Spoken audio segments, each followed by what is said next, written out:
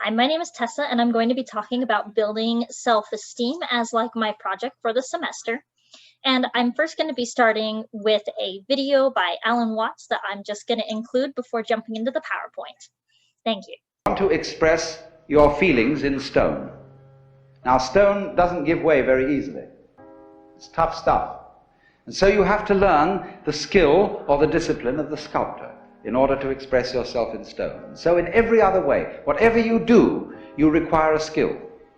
And it's enormously important to understand that there is absolutely no possibility of having any pleasure in life at all without skill.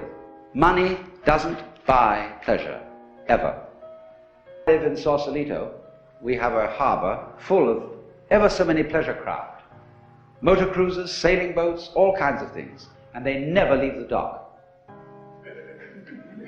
All that happens with them is their owners have cocktail parties there on Saturdays and Sundays. Because they discovered, having bought these things, that the discipline of sailing is difficult to learn and takes a lot of time. And they didn't have time for it, so they just bought the thing as a status symbol. So, in other words, you can't have pleasure in life without skill. But it isn't an unpleasant task to learn a skill.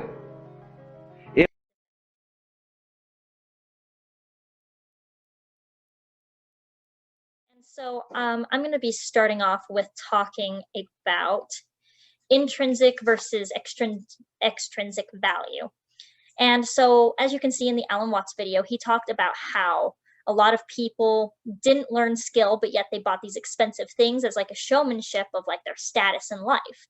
And seeking out status and money and outside motivation and goals is more of an extrinsic value thing. It's not an intrinsic value. And intrinsic value is more about putting worth on yourself and like knowing that you are somebody who's worthwhile and you do things for you and you have a very good foundation of like who you are versus like I'm going to go after this because the world tells me to, and I'm going to go after this because I want to.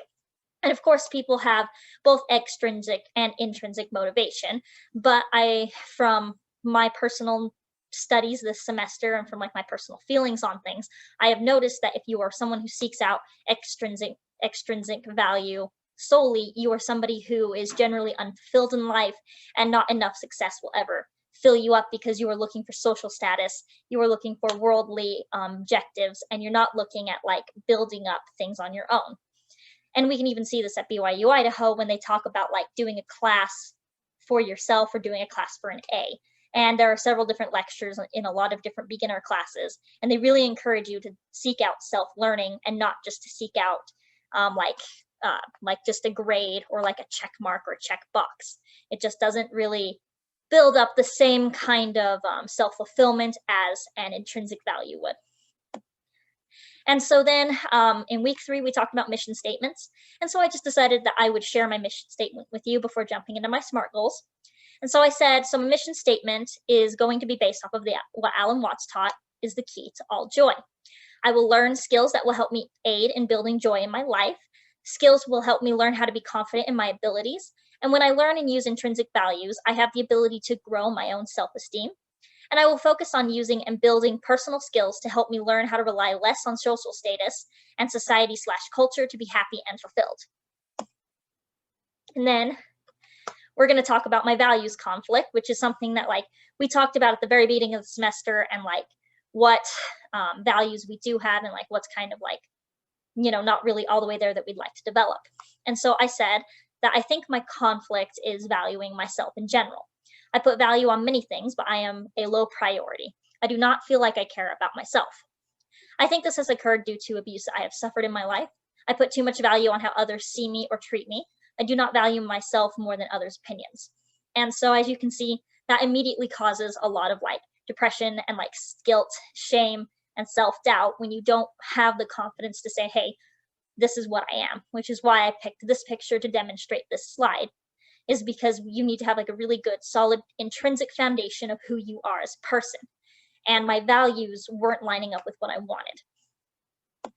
And so, as we all know, talking in this semester, I decided just to go ahead and share the SMART goals. So there's specific, measurable, attainable, relevant, and time-based.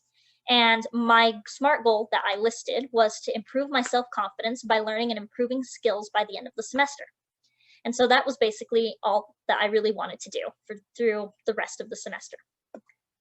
And so I set up a to-do list, and I set up 8 weeks worth of it, and I gave myself 3 tasks to do every week.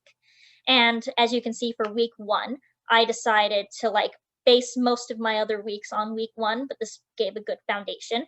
So if I said to find scriptures on self-esteem and read them, pick a talent to work on that week, and write how it helped me realize my worth. And I picked a different skill or ability each week. Sometimes it was being outside in nature, sometimes it was ceramics or snowboarding. And so I'll just kind of go over those a little bit later about which one stood out the most to me. But to fit within the SMART goal directions, I created specific tasks to do each week that focused on building skill and self-esteem.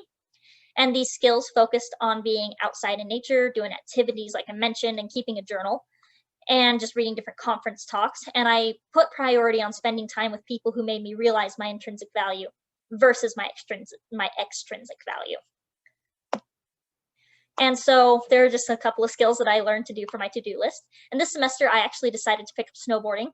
And I figured that learning how to do that and how to get up when I fall would really help me increase my confidence.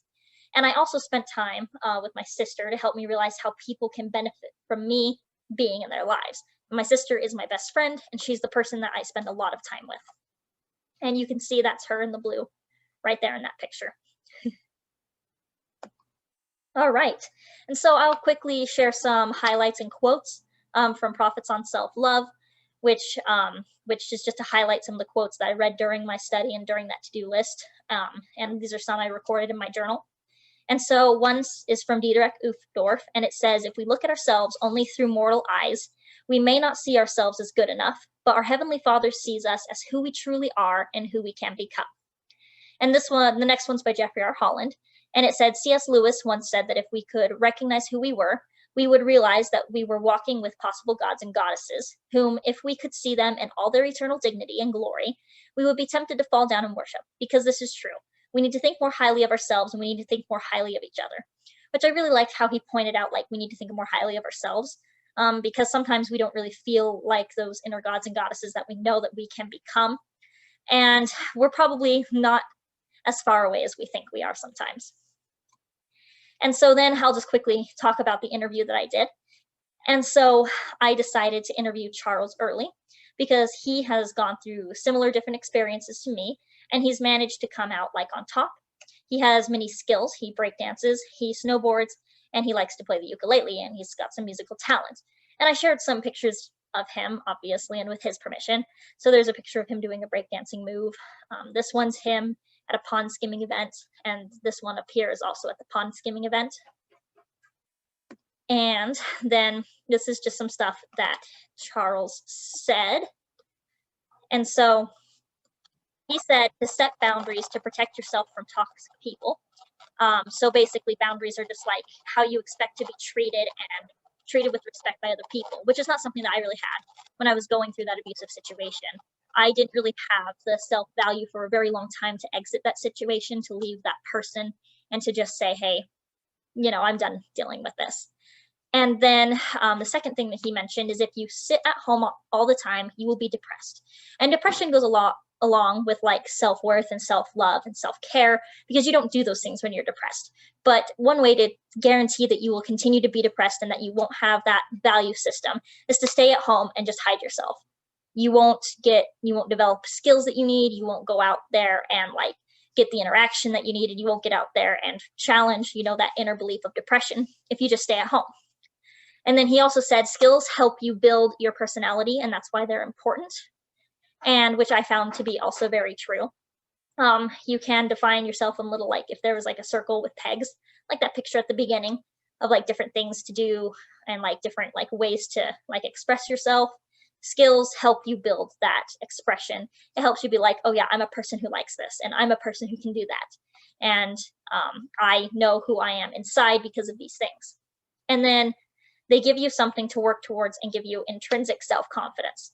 So the picture at the very beginning, the goal, the soccer player who wants to win a trophy versus the soccer player who's I like soccer. I'm doing this for me. Goals give you some intrinsic value, being like, I want to do this because I love this, and I want to do these things to give me joy in life. And then, like, just to kind of sum up what I have personally learned, is skills bring happiness in life. Skills increase your self-confidence and your intrinsic values. Self-worth is built over time, and you cannot build self-worth by sitting at home. And it takes work to build up your self-worth and your self-love. It's not something that just happens overnight. It's not like you can just say, hey, I'm gonna love myself today. It takes work, it takes time, and it takes effort. And so I personally shared this video, and I think I might play it again. And this is just me at a pond skimming event with Charles. And I knew I was really worried. I was afraid of failing. I was afraid of not doing that great, but I actually did okay. And so I'm just gonna show that video one more time.